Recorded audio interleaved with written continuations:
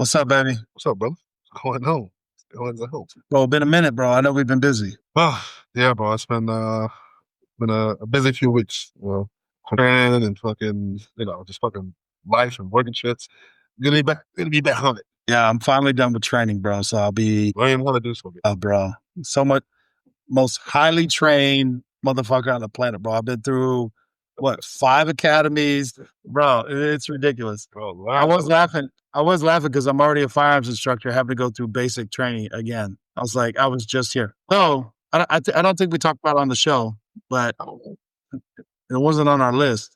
Can you get me? Yeah, I got you. But so I'm, I was all hyped up, distinguished expert, firearms instructor, feeling myself, get to basic training, and we do tactical shooting. And the dude was like a Green Beret, all kinds of dope ass shit. Barrington's his last name. He's got a couple books out if anybody wants to buy it. But the dude basically unknowingly, because he didn't know who I was, but he goes, yeah, we like to give out, awards and all that shit for shooting paper targets. He's like, I'll give you a gold star if you want, because none of that shit fucking matters in combat. And I was just like, up my pride.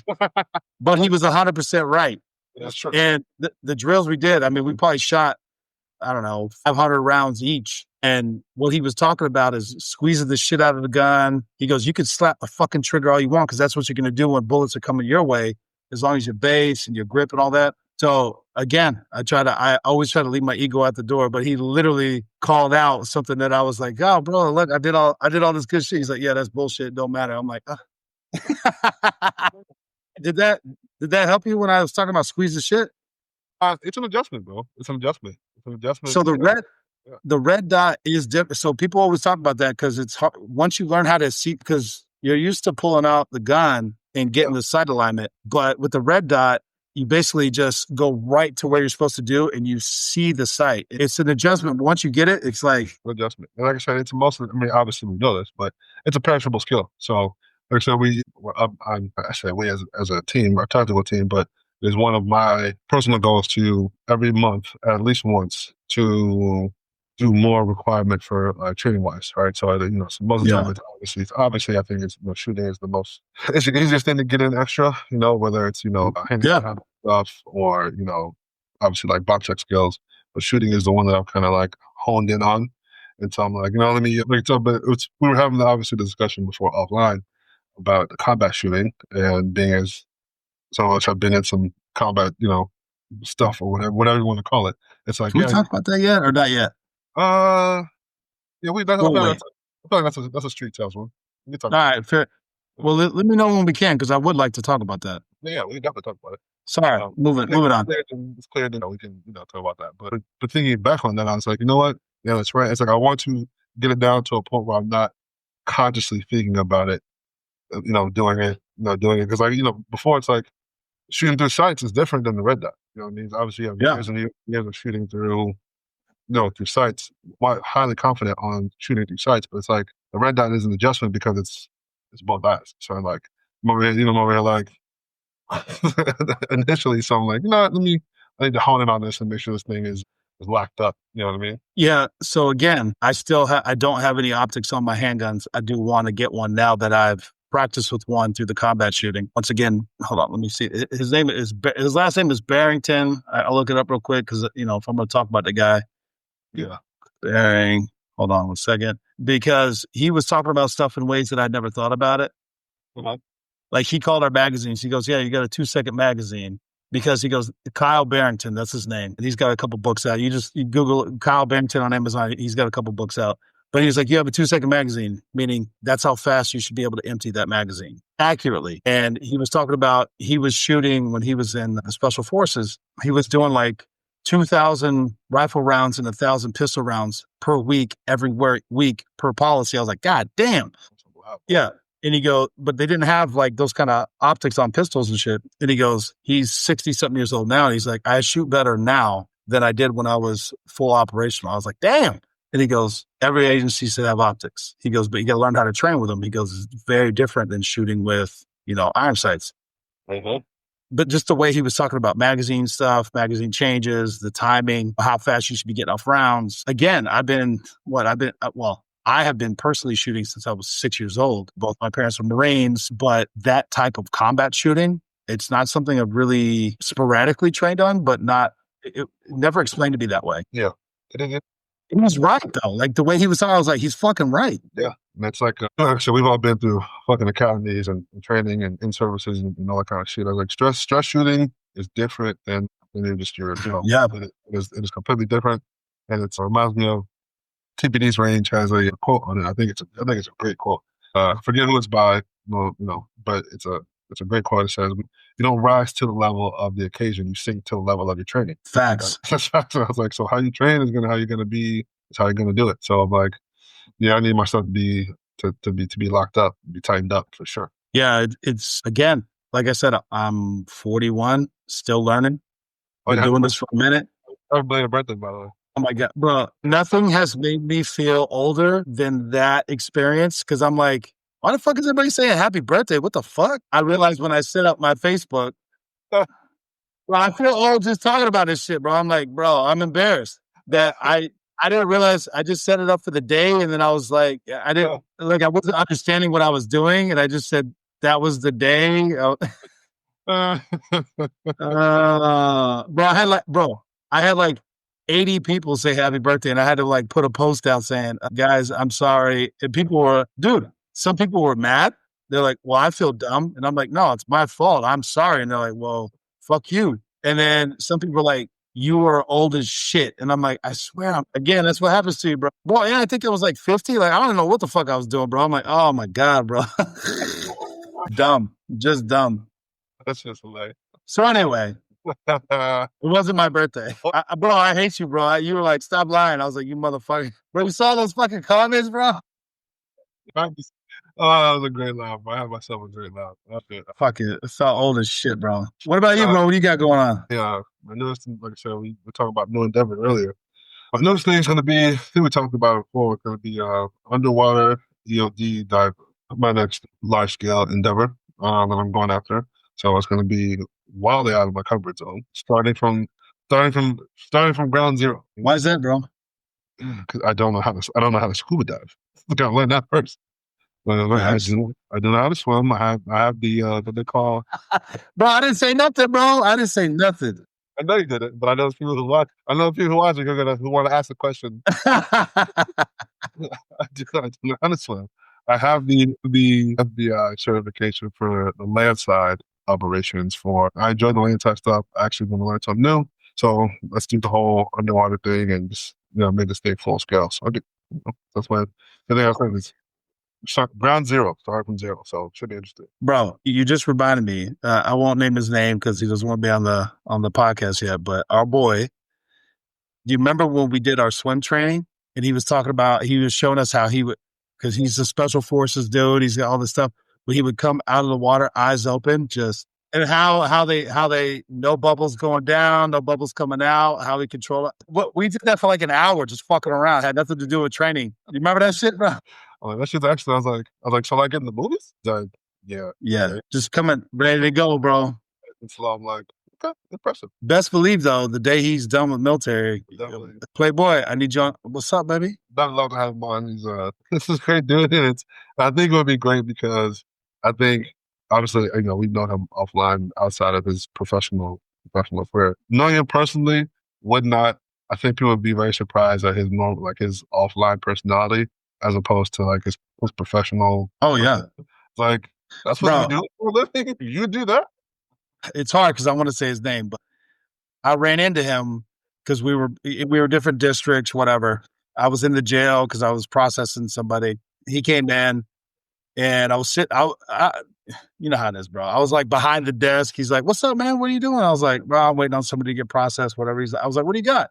He's like, because again, he became a deputy and then he got sent away for like a year to go do special stuff. And then he came back. He's been a cop for as long as you and I have, but he's really only been a cop for like 3 years. Because like he was a cop, but he was really the team leader of the SWAT, and then he was a pilot. Anyway. Gone and like, God damn. Yeah. So he arrested somebody and it was like misdemeanor assault. And I'm like, let me see what you got, bro. I was like, bro, this is a felony. He assaulted you. He's like, barely. I'm like, no, bro. Like, listen, don't base it off your training. Think of the most non-special ops person in your district And what would happen if that happened to them? He was like, I was like, yeah, bro. He's like, yeah, but this ain't shit. I'm like, no, man. I know it's Not everyone's fucking special ops, dude. Like, they can't just deal with shit the way you did. He was just like, whatever. The dude tried to get me, but he didn't. So, whatever. I'm like, no, bro, no. Put the right charge, man.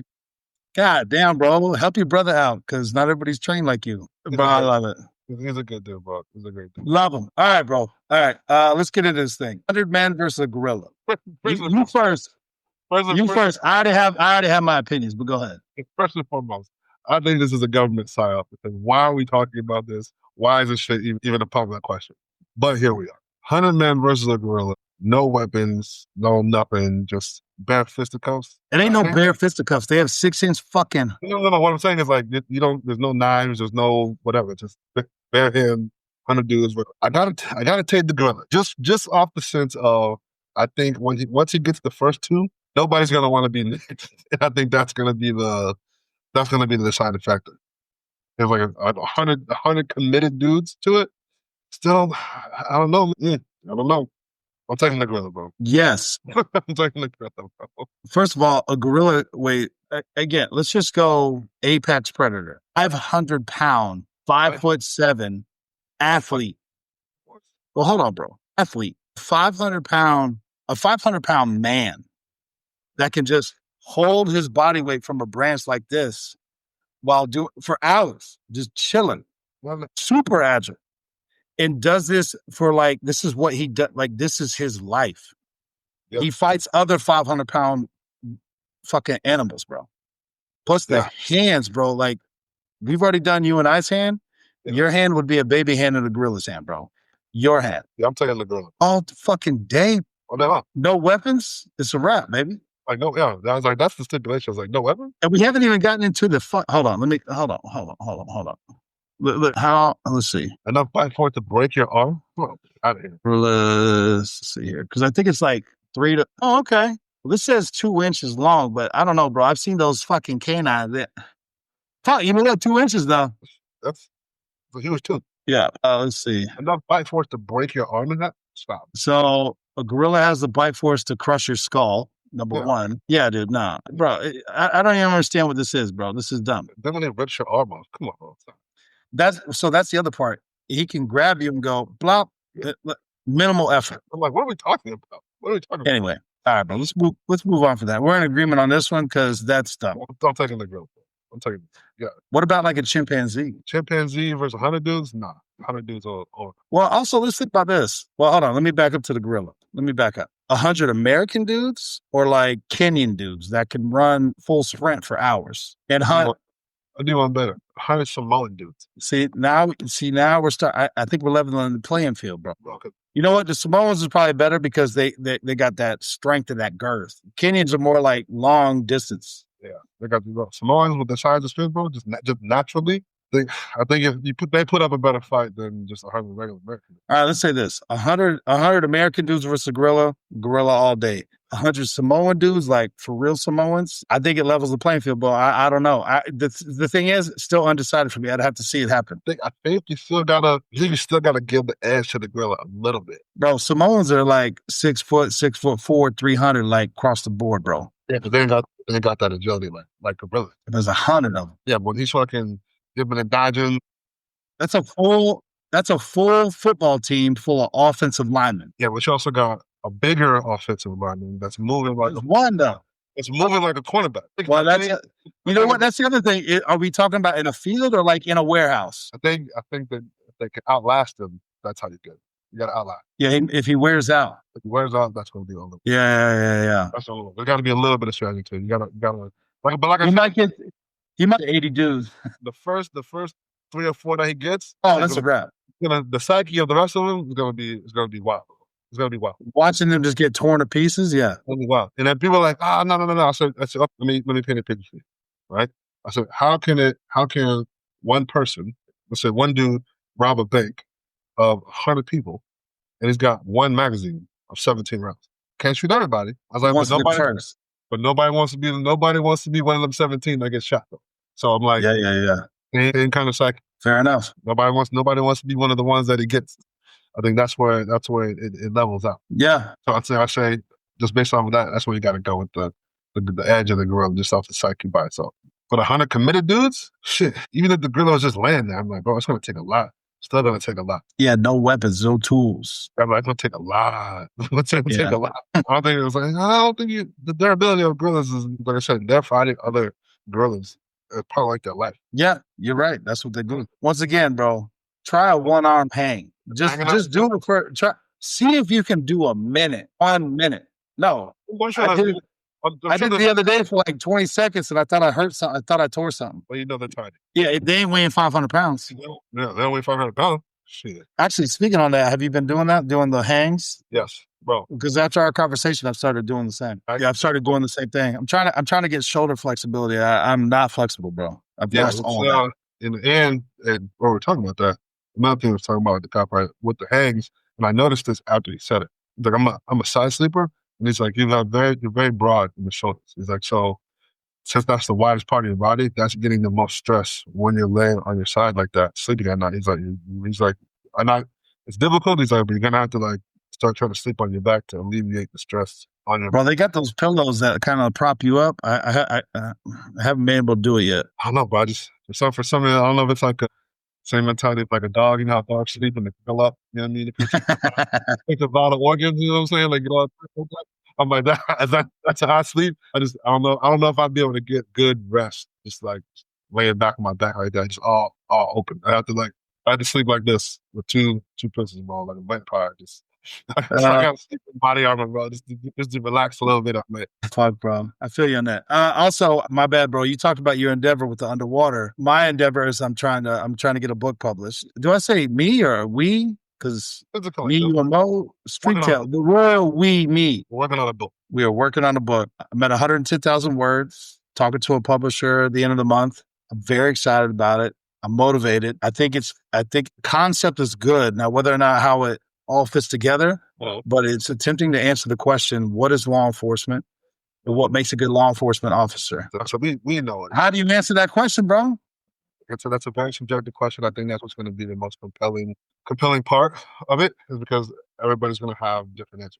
Well, that's why I'm trying to tell it through a series of short stories with the people, the guests and stuff that we have on the other podcast, Street Tales. So it's going to be, I think it's interesting. I don't know of anything that's out or has been published that's in the realm of what it's going to be. So I think it's going to be interesting. Obviously, I'm glad to be a part of it. But I think it's going to be good for that reason. It's asking a question that a lot of people are going to have different answers to. Again, the overall scope of the purpose of the podcast and the book and all that is to humanize law enforcement professionals, to do my best to explain what it is cops, deputies, troopers, agents are forced to deal with and, overcome. Because Mo and I were talking about the other day, a lot people don't see it, but a lot of cops are very cerebral.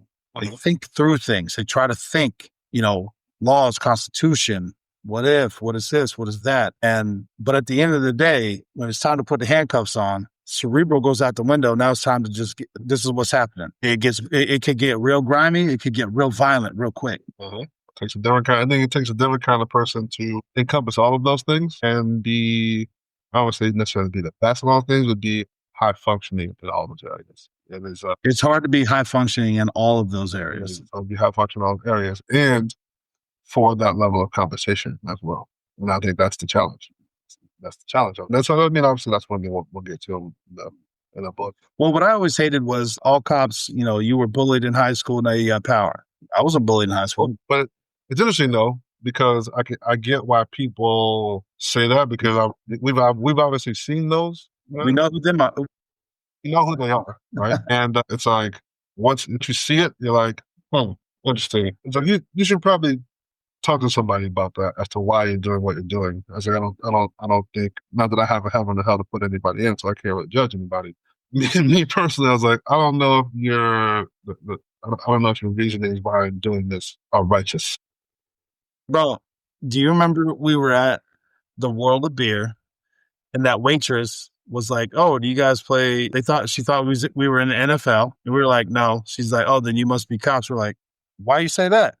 She's like, I used to date one. And we're like, what? And then she was like, yeah, he was ridiculous. And he like broke up with me because I had a nickel bag of weed. And we both went, Was it this guy? And she's like, how you know? I was like, because that guy's a fucking tool bag. It's like, that tracks. That tracks for him. That tracks with what he does. That tracks 100% that tracks. So yeah, World class athlete, bro. World class athlete. Chasing 14-year-old kids that stole a bike. My God, bro. Oh no, I know, and so bro, the same eye roll that I had fucking all them years ago. Okay, buddy. You're So frustrating. you're so great, bro. You're the best. Ugh. Bro, tell me, is he a supervisor, bro? Please tell me no. I think so. See, that's what I hate, bro. That's the shit I hate. Yeah. Unfortunately. Yeah. All right, is what it is. All right, bro. What books you reading? So I'm on my newest book. It's called. It is called The Three Words. So it's called The Three Words, and essentially where I'm at in the book is talking about the power of the subconscious mind versus the conscious mind, right? Yeah. And it kind of dives into the power, like how your subconscious mind never forgets anything and kind of holds everything in. Like, but it likened it to your conscious mind being like the engine, like the starter. Like it's directing where your thoughts are going, where your energy's going, whatever. It's like, but your subconscious mind, it never forgets anything, and it's kind of like the reason as to why. It's like if you can reprogram that, you can reprogram like your perception and your world and like how how you view things. And I thought it was wildly interesting because I'm like, I already have those kinds of thoughts anyway. I'm like, you should be able to like, obviously not, not warp your fucking reality like a comic book, through thought, right?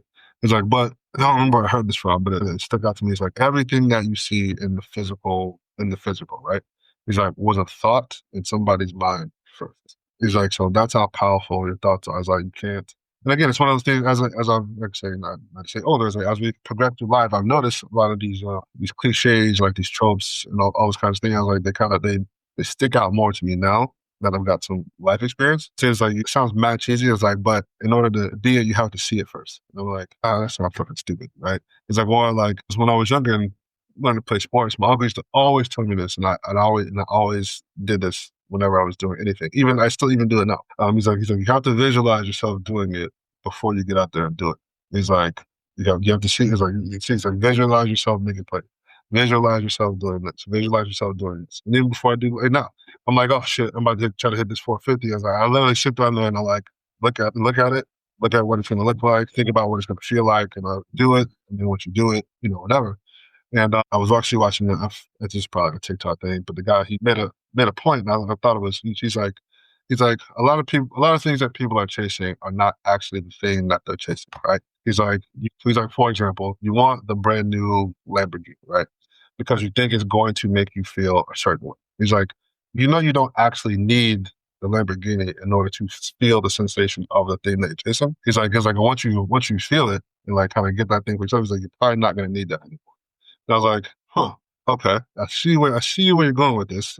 I get it. And it was strange. It likened me back to a thing they were playing in.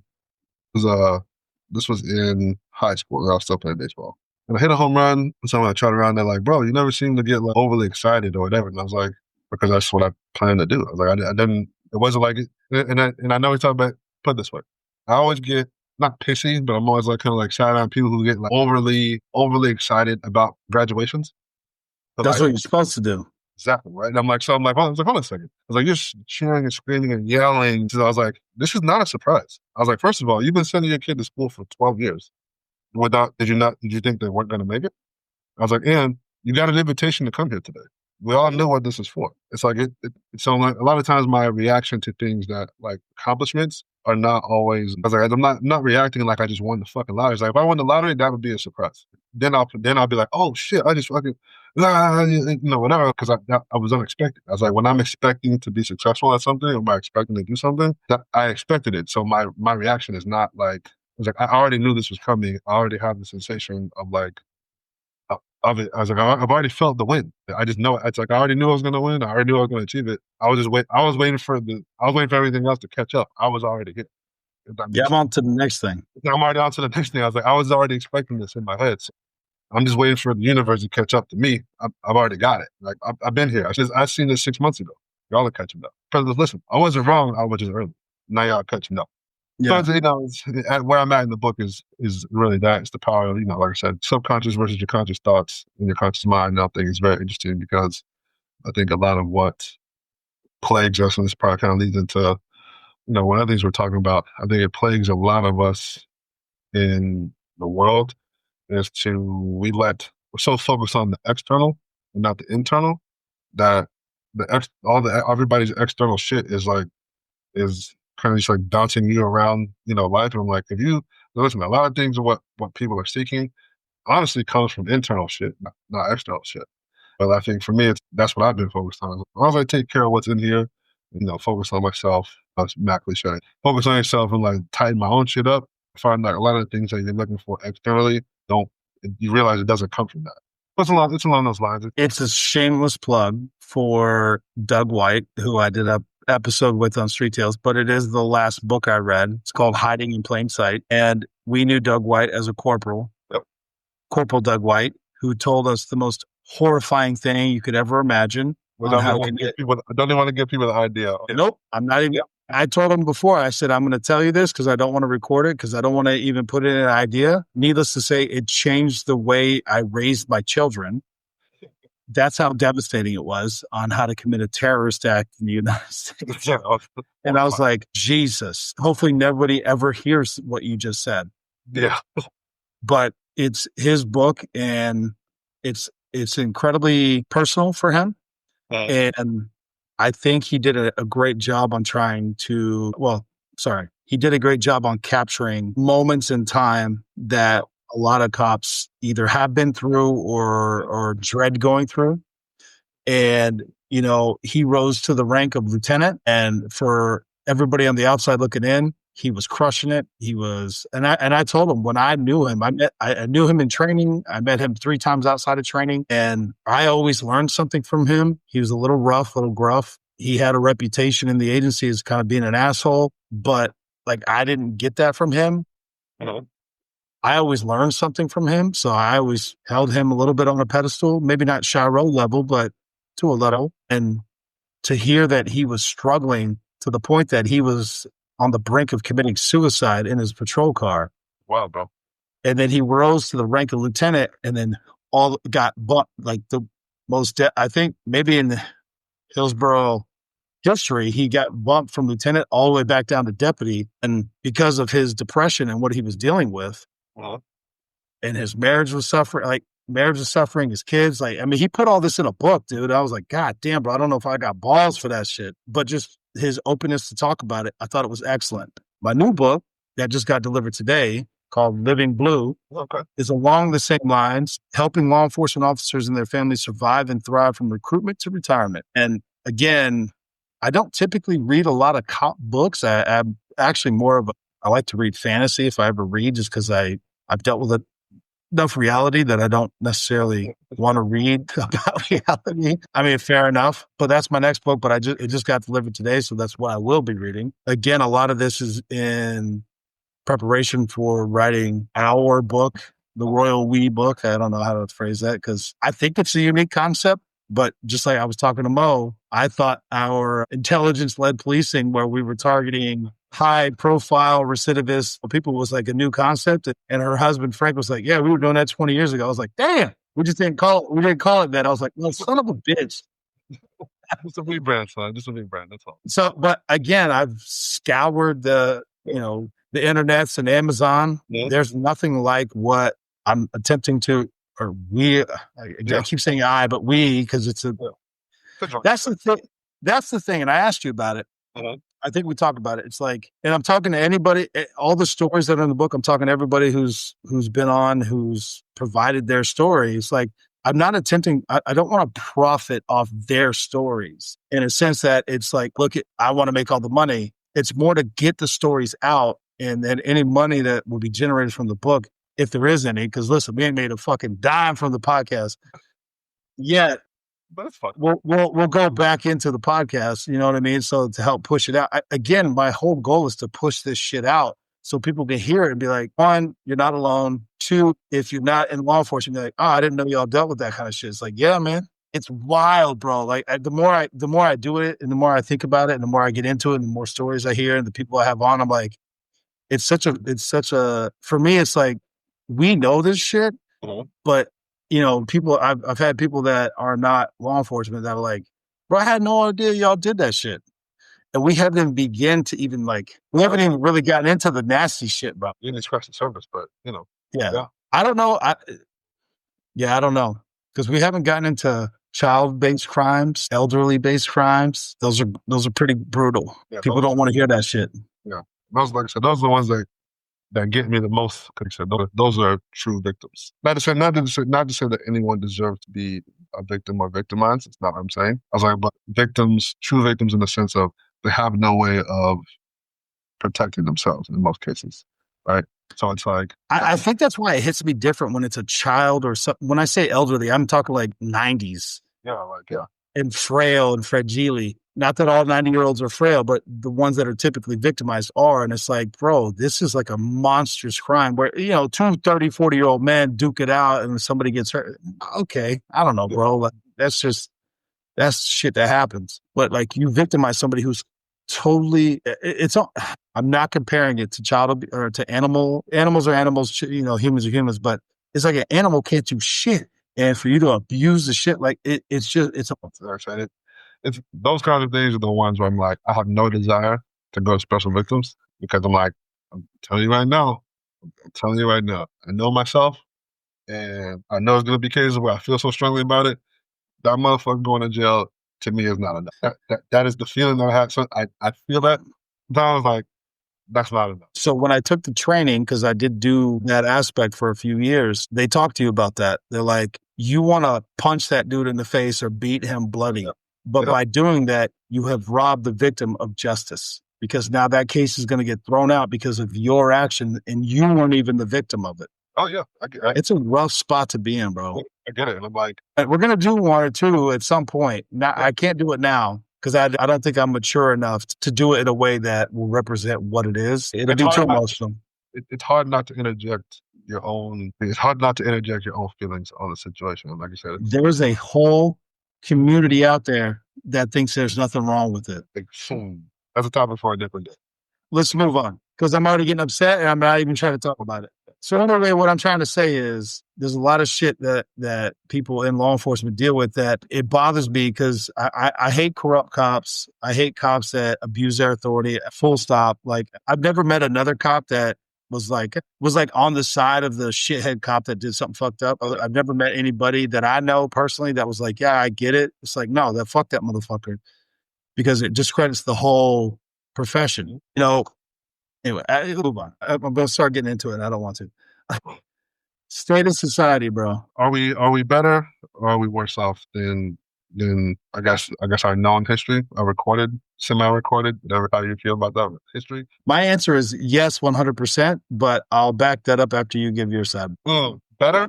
I don't know. I think we probably still suffer as a society. With a lot of things, are we more advanced? I say we're more advanced, right? Technology-wise, and we're in places where we can do more things. And that's why I'm hesitant to say yes, it's better, because we do have advancements, and yet we still have some of the same problems, right? Like what? I don't think there should be homelessness. It plays my brain that we have homelessness, and even in a place like America, that is a land of excess, right? What do you mean by that? One, are you willing to accept the fact that there are a subsect of people who want to be homeless? I was just about to say, aside from the people that want to. So what specifically are you talking about? And again, everybody makes choices. So some of these people are in the position that they are in because of the choices that they make, right? But when there's, I guess, without context, you see, so obviously this is without context. We're chopping it up in a little pieces. When you traveled, I mean, we're obviously both well traveled, right? When you see how much actual space is out there, just in the country or in the state, right? When you see the amount of space, and then you see the amount of people who are like living in tight little areas, you're like, there's really not a reason for why we should be seeing people living on the street that don't want to be living on the street per se, right? That don't want to be living on the street, because some people, that's what they want to do. And I always think that's another thing that's interesting to me, very interesting to me. But who have you met that's homeless that doesn't want to be? That doesn't want to be homeless? We've had plenty of homeless people that don't want to be homeless, but I don't know their names per se, but I'm not saying naming them, but what type of situation are they in where they don't want to be homeless? And they're striving not to be homeless. But that's why I said without context. Some people have made choices that have led them to be in the situations that they're in, right? So some of the homelessness are not because, obviously it's drug addiction, it's this, it's all whole plethora of reasons. Right? But like I said, on the surface, you're like, these two things don't seem like they should be happening. I mean, we still see all kinds of just even on a small scale of like of doing my job, like the amount of actual evil that exists in the world. Like how could one person do this to another person? You know what I mean? The level of brutality and shit, it baffles the fuck out of me. It really does baffle. So I'm like, better. I'm like, I don't know, man. I don't know. To me, it was an interesting question to think about. It. Obviously, it's a multi-pronged answer, and that's obviously subjective, right? We've seen wars in our lifetime. So it's like, seems to be the normal part of human existence. People fight wars, but at the same time, it's like when you see what the wars are about, you're like, well, we really need to go to war about this. I don't understand. And then when you see where it stems from, you're like, it's hard to look at when we say society as a whole. I don't know. Society as a whole, globally or in the United States? Globally, definitely, I'm not sure. I would probably say maybe not. Just from what I can see and what I know, right?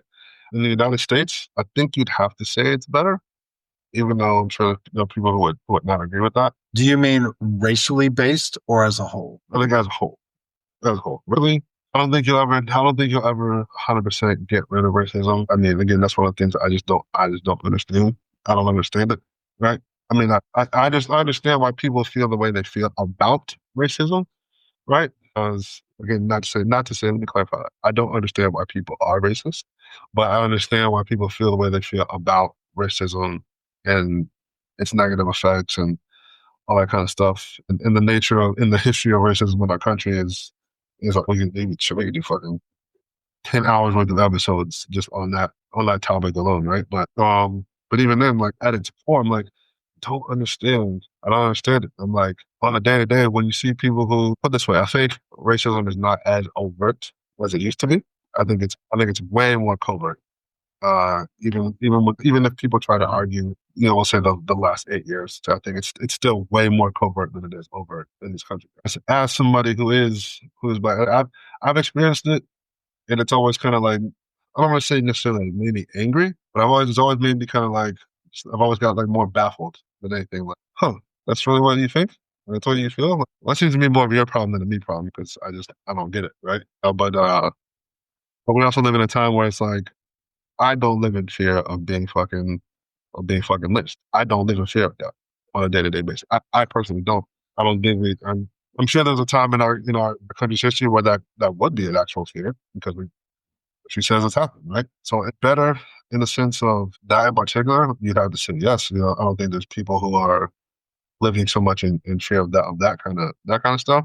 But I don't think it'll ever be. I don't know if it'll ever go away. You know what I mean? But then again, it's like Jim Crow is still what 2 generations, if that. There's people who were born into Jim Crow that are still alive, Yes. right? You know what I mean? And so like, or people who were alive back then who now have children. So some of these things perpetuate over time. And it's like when you think about it like that, you're like, damn, that wasn't that long ago. People are like, oh, that was history. But I think when people say history, they're like, for some they think like ancient history. History is also just is yesterday. It's 5 minutes ago. It's still history. You know what I mean? But it's interesting. But at the same time, it's like I'm fortunate enough. And this is where I say better, right? I'm fortunate enough to be in a place where that is not constantly on my mind all the time. That is not always my reality in my day-to-day life. We live in an area, grew up in an area that's very diverse. So it's like, and that's why I say sometimes it kind of just baffles me. It's because like, that's the shit that you're on? Like, oh, okay, well, all right, well, that seems more like a you problem than a me problem. Like, okay, all right. Have a nice day, I guess. Bye. You know what I'm saying? Yeah. So let me do a couple things. Mhm. Homelessness. Let's put aside drug abuse. Those who want to be homeless, which people listening might be like, that's not true. Yes, it is. True. That's true. 100%. Yes, it is. Then number 3, I'm going to give you a specific subset of people who are homeless that don't want to be homeless, but because of societal pressures are homeless. What was that? You saw the balloons? Yeah, I don't know what just happened. No. I don't know what just happened. we got company here. Let me pause for a second. Pause it. Go ahead. Pause? I'll pause it. Go ahead. So homelessness. So I'm going to give you a very specific subset. Yes. Criminals who have served their time in prison, 20, 30 years, that get out. Typically, if you've done that kind of time, you're violent felon, whatever felon, can't get a job, you have restrictions on where you can live. Mhm. A lot of those guys, men and women, get put in a situation where they have nowhere to live. They don't want to be homeless, but they have no choice. They can't get a job. They can't live anywhere. That specific subsect, I have compassion for, in the sense that they've done their time, but yet society has said, you can't live around me. Yeah, I feel bad for that. I have empathy for drug addicts. I do. But it's a choice, bro. I know it's a disease and all this other shit, but I mean, Yeah, like I said, I wish there was a. you put 100 people in a room with a pound of coke, 100 people ain't going to go sniff a line of coke, bro. It's a very small sect that will do that. But here's it's not to say it's a rebuttal, right? The question is, do you think that is there no room for, I guess, atonement or grace for those people who make mistakes? Yeah. But a lot of them, and this is me talking with other people on the other podcast, Street Tales, the only way to get away from that is sobriety by, I can't remember what he said, but he was like real sobriety. Basically, you got to move out of the region you're in to become sober, because you got to get away from the situation you're in to become sober. And let me ask you this, as a taxpayer, do you want to pay for someone to do that? Do you want them to take money out of your paycheck so that they can go live somewhere else and get back on their feet? How long? I don't know. Because and this is what I said, right? So how long do they got? If it say, hey, we're gonna take this subsection, we're charging everybody $1 extra in tax, right? This 10 cents of this dollar is for people to get them on their feet for a year. You got a year. Oh, buddy.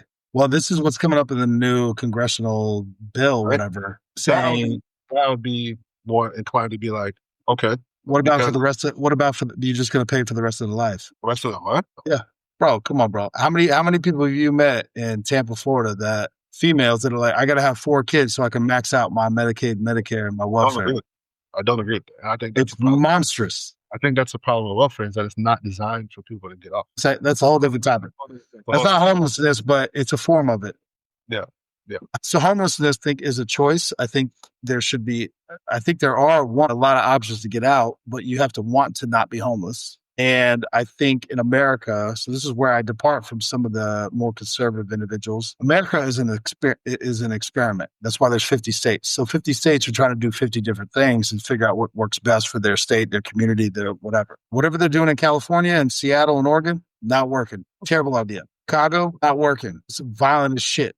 I love the interview they did with the mayor. I don't think it was an interview. I think the mayor of Baltimore was in front of Congress and like, do you think Baltimore's safe? He's like, absolutely. My family was there. They're like, well, it's like 200% more violent than anywhere else in the U.S. You have a 30% higher chance of walking outside your door and getting shot. It's not safe, bro. Not safe.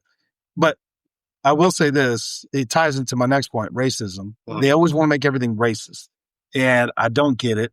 And I think a lot of racism in both sides, people who are like, yes, there's racism everywhere, and people that are like, no, there's not racism. It's ignorance, and there's no fucking shame anymore. I think that's the biggest problem with the United States, is people don't have fucking shame. And you see it when you go to Walmart. You see it when you go on a fucking airport and people wearing the goddamn pajamas and their shower caps, titties hanging out, fucking pants are 3 knuckles deep in their private parts, wearing flip-flops. And like, it's like, bro, you're in public. Like, what is going on? Where you have no shame. I'm not saying you got to wear a 3-piece suit, but my God, there's a certain decorum. Like, you're in public with other individuals. There's no shame. People are selfish as fuck. They don't care about your needs as long as their needs are met. Yeah, I think most people live in a constant state of selfishness. Oh yeah, but you can be selfish as fuck in your home. Yeah, it's your home. You should be whatever you want to do, bro. I don't care as long as it's not hurting somebody else. But whatever the fuck you want to do, that's the next one more topic. But yeah, I want to talk about Shannon Sharp. Hopefully, I'm assuming you're versed on that, bro, because it's been everywhere. But hold on. It's just about shame and like selfishness. Mm-hmm. But a lot of racism is just, they don't want to admit that they have flaws. So they blame the Jews or whatever other race or whatever the fuck it is, right? They want to blame somebody else for their own failures and insecurities.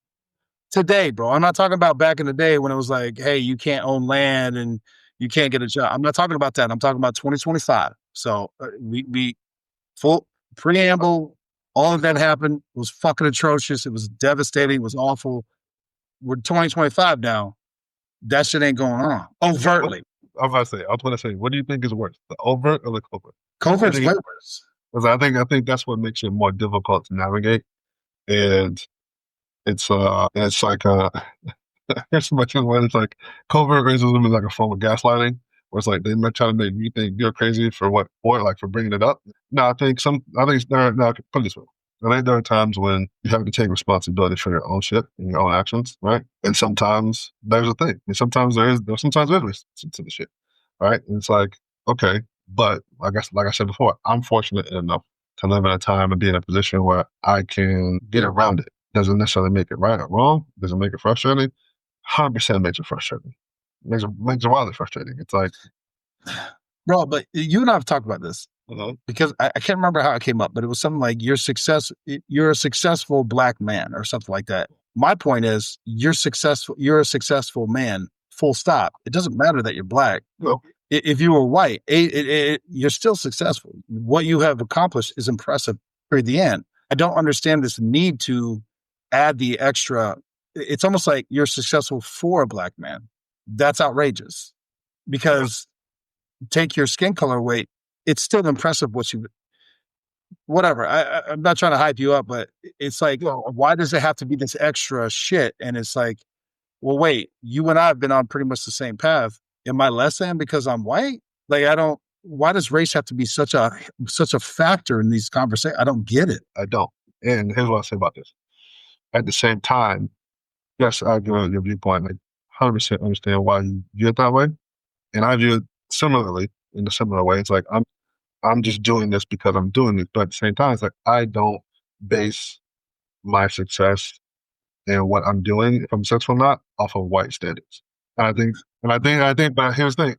I think that there are people who base what they're doing and base if they're successful or not based off of what I guess what white people think of them or what they're doing. I do not, right?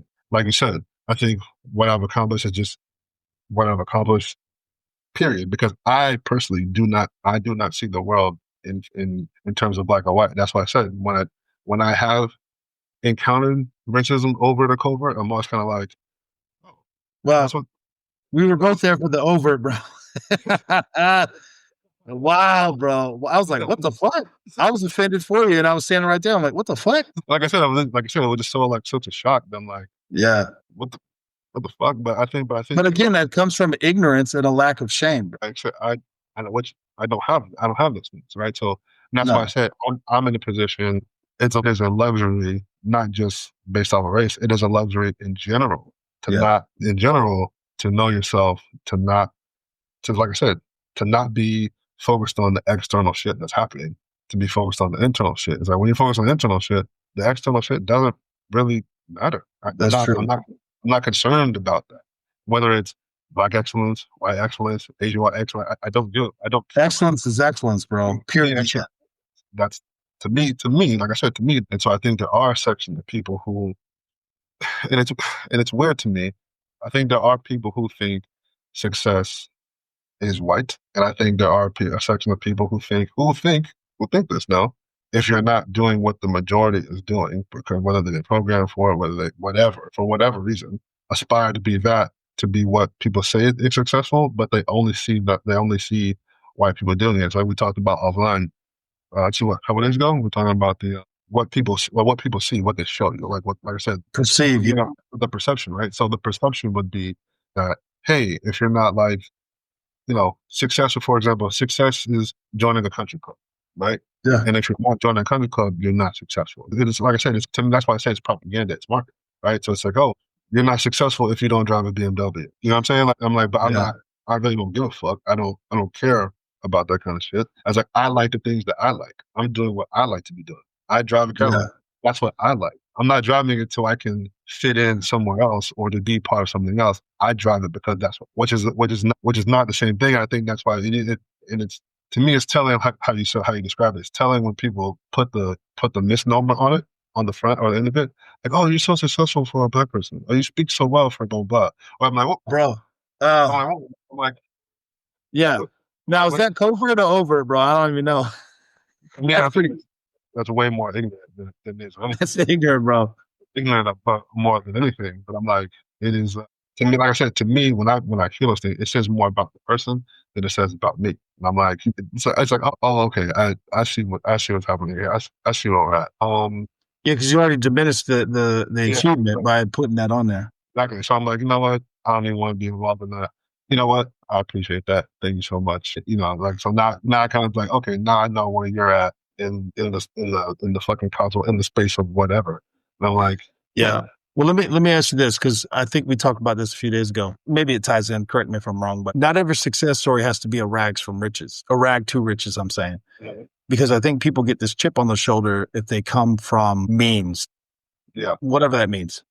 yeah, I mean, you grew up in the hood. I grew up in the trailer park. We're trying to make something of ourselves. I would say neither one of us are what quote unquote wealthy, but I can tell you right now, growing up in the trailer park, running around, swimming in drainage ditches and shit, I wouldn't see myself accomplishing what I've accomplished. But I think there's like this chip where people who have come from wealth or means or whatever, they're like, yeah, but I worked hard. It's like, listen, success is success. There's plenty of stories out there of kids who come from millionaires, billionaires, whatever, wasted all the wealth, blown it, fucked up their lives, overdosed. I mean, there's just because you have money doesn't mean that you are instilled with drive and willpower and mental fortitude to be able to achieve success. Even people who are handed companies. To me, honestly, I remember that. I remember thinking about that. We had that one deputy whose dad was a sheriff, and he didn't want to be a sheriff in his dad's agency because he didn't want to be seen as somebody who was like, oh, it's just given to me. I was like, you're still a cop, bro. Like, I don't understand. I've never had it, so I don't understand it. But you could still fuck it up. And if anything, there's more pressure because now what are you going to do with it? And there's more stories of people dropping the ball and failing than there are taking it and running with it. yeah. Generational wealth is a very difficult thing to achieve. It's a different kind of pressure too. 100%. And I think honestly, I think it's harder to come from wealth and lose it all because you don't know you're in uncharted territory than someone who came from nothing, made it, and lost it. You're like, I'm back where I started. Yeah, when you come from the bottom, you already put it this way. I heard this shit the other day. I thought it was fucking brilliant. So I said, rock bottom.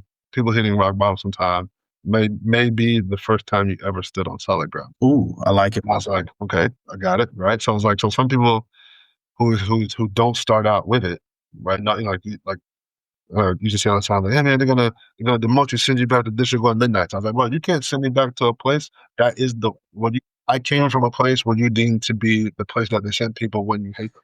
So that's where I came from, baby. Like, you came from the bottom. You can't send me back to a place that's worse than the place I came from. I was already there. I know what it's like. You know what I mean? So yeah. I know. So when people, it's like, I know what it's like to not live to live without the fucking safety net. I know what it's like. I know what it is. And like you said, so for some people who it's a different thing when you're to live in fear of losing it while you're having it is a different. I mean, I can't speak to that, but I think from what I can conceptualize in my head is it's probably got to be a different kind of fear because it's like not only am I losing it, I'm also embarrassing my family, and now I'm responsible for getting back everything that I got. So like I said, for us, it's like, hey, I'm successful. I've got all these things and achievement. This is success. But it's like, would it be put this way? Would it be seen as would our feats now be greater if we started here, fell, and then got back, versus starting from down here and just getting it? I don't know, bro. That's the point. I don't know. Because the thing is, there's no guarantee that if you start here, you're going to go here. You see what I'm saying? It's still up to you. You start where you start. I think it started off with somebody was brought up again when Trump was like, I started off with a small loan of $1 million from my father. Let me ask you this, though. Yeah. If I gave you $1 million right now, could you turn it into $1 billion, $4 billion, $2 billion, $100 billion? I don't know. I would like to better myself and say yes, because I'm confident. But that's a different kind of. You got to take that million. What if you lose it? No, there ain't no more millions to come. Well, that's like what I was saying. But now, if you lose it, are you responsible for getting it back, or is it just here? There's a leg up. You'll thought the same thing. Take this, bro. Now you're making me scratch my brain for. There is a biblical story about the landowner that gave. I can't remember 3 of his. I don't know if they were slaves or not, but he gave. I think it was 3 of them money because he was going away, traveling, and one of them buried it. One of them gambled it and lost it, and one of them doubled it. the one that doubled it, he gave his land to. And I'm way off, bro. You're scratching my brain, but I remember this. I remember this from Bible school, bro. But it's like, what would you do with it? Would you just bury it? Would you lose it? Or would you do something with it? Again, I don't know. Hold on, bro. Hold on, bro. We're gonna end on this story because you got things going on. Hold on. Let's see. The normal story. Oh, hired workers. The parable of the laborers in the vineyard. Matthew 20, 1-16. Yes. All right. They call them land workers, so I don't know. I don't know what that means, bro. Whatever he's trying to say, bro. All right, but anyway, yeah, Matthew 20, 1-16. Boom. I remember some of it, but there you go. Yeah, well, it's a different kind of pressure, man. Well, but it's still pressure either way. Maybe you can afford, maybe you can afford fucking groceries, but it's still pressure. Bro, my son right now is living on tuna and rice. And I'm like, boy, I'll send you money. He's like, no, because he's trying to get fit and all this other shit. And he's like, no, I'm good. But I'm gonna remember. I'm trying to write down things that him and I talk about. I guess that's another endeavor. Because in 5, 10, 15, 20 years, I'm like, you remember when we were living off tuna and rice? Life is a little bit better now. And he's like, yeah, you're right. Yeah, I should. Trust me, I can. Now, one thing I will say is I think everybody should live through some form of hardship or do something that is hard. Now, I don't say it again. Interesting how you say that. Because I'm not saying you got to be poor, but you need to do something that is hard. Like something that's difficult, right? Yes. It goes along the lines I was talking about earlier with the like some of these old cliche things where like no pain, no gain, right? And I'm like, that sounds stupid when you think about when you're young. I was like, no. I was like, that's how you grow. It's through difficulties and through hardship, right? It doesn't have to mean, like you say, you fucking, eat beanies and weenies every night. That's not what we're talking about. It's like, but you usually don't grow unless you challenge yourself somewhat and do difficult things.